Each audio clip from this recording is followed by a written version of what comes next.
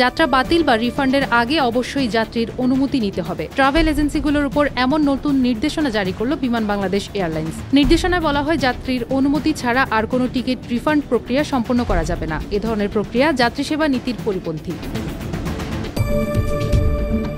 জানা গেছে, কিছু এজেন্সি যাত্রীদের অনুমতি বা সঠিক যোগাযোগ ছাড়াই টিকিট রিফান্ড করে আসছিল। এতে ভ্রমণকারীরা যেমন অসুবিধায় পড়ছিলেন, তেমনি বিমানের নীতিমালাও ভঙ্গ হচ্ছিল। নতুন নির্দেশনা অনুযায়ী প্রতিটি রিফান্ডের আগে সংশ্লিষ্ট স্টেক হোল্ডার যেমন ট্যুর অপারেটর বা অন্য ট্রাভেল এজেন্টের সঙ্গেও সঠিকভাবে যোগাযোগ করতে হবে। প্রতিটি ধাপে স্বচ্ছতা নিশ্চিত করা বাধ্যতামূলক।